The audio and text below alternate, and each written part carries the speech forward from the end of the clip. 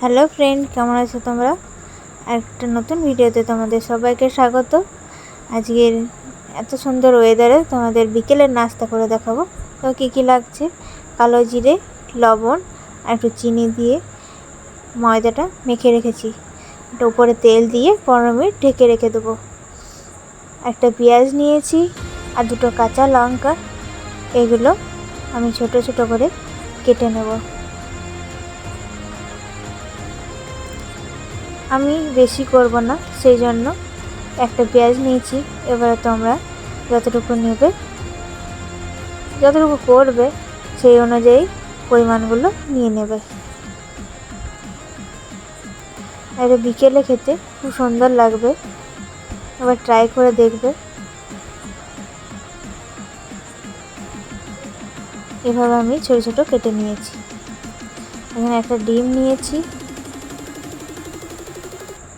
আর পেঁয়াজ কুচিগুলো আর লঙ্কাটা দিয়ে দিলাম। এবার পরিমাণ মতো নুন, হলুদ গুঁড়ো দিয়ে একটু ফেটিয়ে নেব। আর এখানে একটা ডিমে হবে না, সেই জন্য আমি আরেকটা ডিম নিয়ে নেব।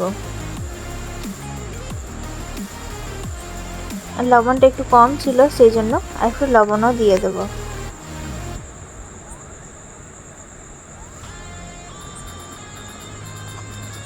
তো 15 মিনিট পর আমি এই আটাটাকে আরেকবার ভালো করে মেখে নেব। আর ভালো করে লেচি কেটে নেব। এবারে আপনারা যেরকম সাইজের করবেন, আমি বেশি বড় করব না, ছোট ছোট করব। এখানে আমি কড়াই চাপিয়ে দিয়েছি, এবারে তেল দিয়ে দিলাম। হাই ফ্লেমে আমি ভাজবো না, একদম কম আছে, সেই জন্য আমি আঁচটা কমিয়ে দিয়েছি। তেল আমি এদিকে গরম করতে দিয়ে দিয়েছি। আর এখানে আমি লিচিগুলো যে কেটে রেখেছিলাম সেগুলো ভালো করে বেলে নেব। আপনারা যেরকম বড় করতে চান সেরকম লিচি কেটে বেলে নেবেন। আমি বেশি বড় করছি না, ছোট সাইজেরই করব। আর পাতলা করে বেলে নিতে হবে, মোগলাইয়ের মতো আমি মুড়ে নিলাম। এইদিকে আমার তেলটা হালকা গরম হয়ে গেছে, সেই জন্য দিয়ে দিলাম। এখানে আমি বেশি দিয়ে ভাজবো না, দুটো করেই ভেজে নেব। একদম হালকা আছে ভাজতে হবে, যাতে ভেতরে যে ডিমটা দিয়েছি সেই ডিমটা ভালোভাবে হয়ে যায়।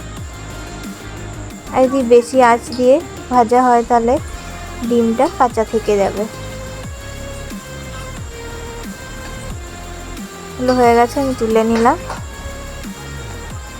আর আমি এভাবে সবগুলো ভেজে নেব।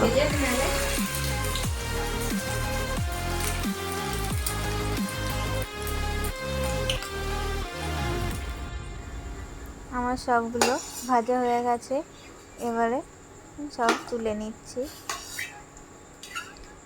এটা কম টাইমের মধ্যে বিকেলের নাস্তা খুব সুন্দর লাগবে, আপনারা করে দেখবেন। আবার দেখা হবে পরের ভিডিওতে। Tata, bye bye.